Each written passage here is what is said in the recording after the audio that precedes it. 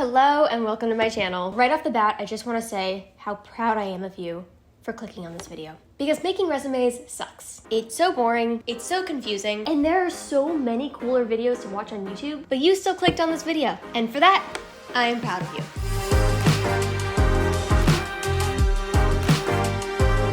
So the bad news is that making resumes is boring. But the good news is that in the next 10 minutes, you will have a completed resume, hopefully. So settle in, grab a coffee or tea, or something stronger. There's no judgment here.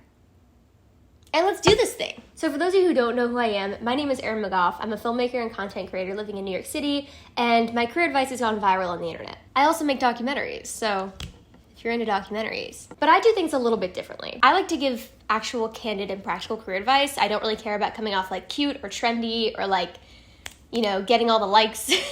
I care about giving you advice that will give you the tools and the confidence to get that job that you like, to get more money, and to design a life that you love. So today, instead of just teaching you how to make one resume and be done, I'm going to give you a more practical approach. Because the thing is that you don't just create one resume in life, you have to create resumes constantly throughout your life. So today I'm going to teach you a system that will allow you to more efficiently do that. Because as you know, you should be tailoring your resumes to the job that you're applying for, so this system is going to help you very easily do that. So some top level things for people who don't know, a resume is simply just a list of your previous experience. It has to include your name, contact information, relevant experience, and education. Other things like skills, certifications, qualifications, experiences, social media, that's all extra, but not mandatory. Resumes are subjective, meaning that there's no standard way to create a resume. But in certain fields, you know, like law or academia, they tend to want a more conservative resume like this one. However, in more creative fields like filmmaking, illustration, design, you can have a more design-forward resume. Today, we're gonna do a resume that's somewhere in the middle. And here are some of my top notes. Number one, keep it simple. A potential employer will spend a matter of seconds looking at your resume. So make it super easy to read and one page. Number two, in my opinion, don't include a photo, lots of colors, icons, anything like that. Make sure that everything on your resume has a purpose. And the reason behind this is actually to avoid bias. You want the person to read your resume to think that you are a professional, capable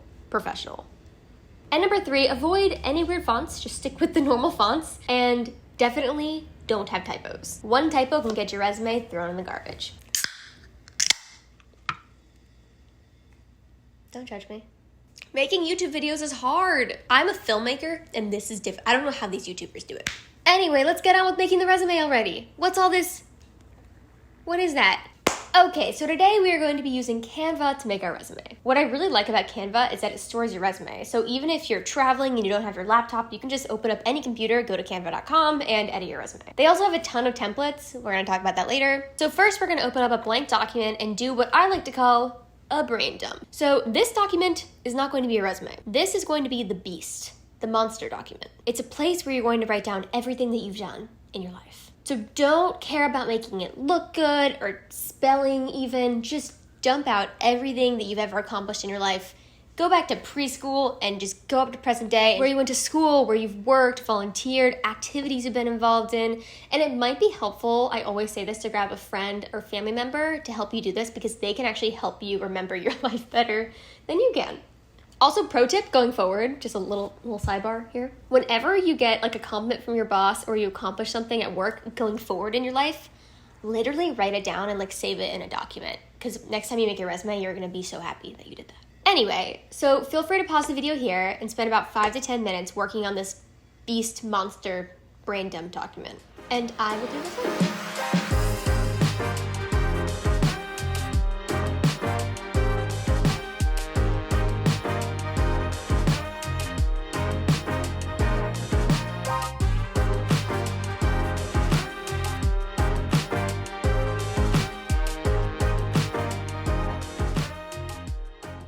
So now that we've done that, let's move on to step 2, which is keywords. So you might not know this, I feel like most people don't know this, but you should actually be making a new resume for every single job you apply to. I mean, you don't have to make a new one from scratch, but you should tailor it to every single job that you apply to. Once you start to do this, you will definitely notice that you are getting more offers. In general, in your job search, this is something that I preach. Customize everything to the job that you're applying for. Just tell employers what they want to hear. So many people go into job interviews and they just talk about like themselves in a more general sense, and it's like, just tell them like what they want to hear. Just tell them like relevant parts about your life. Anyway, I'm on a tangent.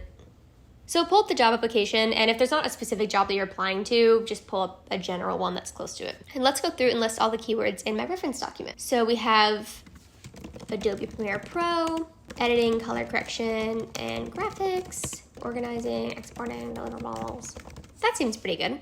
So now I know the keywords. They're looking for these things. They wrote them in there, and I am going to be the solution to all of their problems by incorporating these keywords in my resume.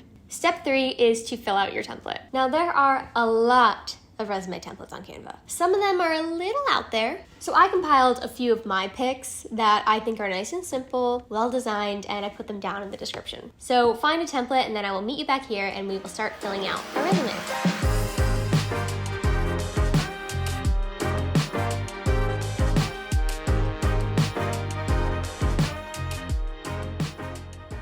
First, let's start it with the big things that we already know. Also, don't worry about making it pretty quite yet. That will come. But for now, just worry about getting all the information on the page. So in my opinion, the hardest part about making a resume are those pesky little bullet points. So first, just go through and fill out all the main things. So your name, your contact information, which should be like your email, phone number, just the city you live in, not your full address, and like something like your LinkedIn if you want or something. Sometimes people include their social media links, but I would only recommend doing that if it's directly related to the job. You know what I mean? And be sure to fill out the job title that you had, the company that you work for, and the dates that you worked for that company. Fill out your education, school you went to, what degree you got, your GPA if it was over 3.5, I say. Any awards or extracurriculars, and then any like relevant classwork too is good. And then you can also fill out your skills, which I really like to do, hard and soft skills. And if you want some inspiration for hard and soft skills, I have a free career guide down in the description that has actually a lot that can help you with this, but one page that's dedicated to a bunch of different hard and soft skills. Oh, now we have to do the bullet points. They're so difficult to write, but are truly the most important thing on your resume. That's where the meat is. But here's a tip that's gonna help you. In your browser, look up similar job postings. So if you're applying to editor jobs like me, you want to type in video editor jobs and then read the descriptions. And there you can find plenty of inspiration. And of course, in addition to the keywords of the job description that you are applying to. And honestly, write your bullet points like you would write an Instagram caption. Keep it short, sweet, jam-packed with keywords and action verbs, and to the point. Also, quantify everything. Wherever you can put a number, do that. So instead of saying something like edited videos, you would say edited and delivered 3 to 6, 2 to 3 minute social videos weekly, or whatever you actually did. Also, if you want more inspiration for that, I have a series on TikTok where I take like specific jobs and I rewrite their bullet points. So go look there and that might be helpful. Also, I just want to pause here, and if you're finding this useful, please give it a thumbs up and subscribe. It really helps me. You know, I spend so much time preparing this video and filming it and editing it, and it just really helps me out if you can subscribe and like, and leave a positive comment, maybe even share with your friends. And I also have lots of free and premium resources down at the link in the description. And so if you want to see more videos like this, help me out. So step 4 is to design and strengthen your resume. So now that we have all of the content in there, we're going to go in now and make everything look pretty. So we're going to make sure that everything is aligned. We're going to make sure that everything is consistent. Consistency is key on your resume. We need to make sure that all of the verbs are consistent tenses. We need to make sure that all the fonts are the same size and all consistent. Now is just the time to make it look nice and clean. I honestly think this is the least not fun step. And step 5, you've made it to the last step, congratulations, is to proofread. I dedicated a whole step to this because I look at so many resumes every week for my resume review, and I have not seen, I think I saw one that didn't have any typos in it. And that's pretty crazy because I am so bad at finding typos.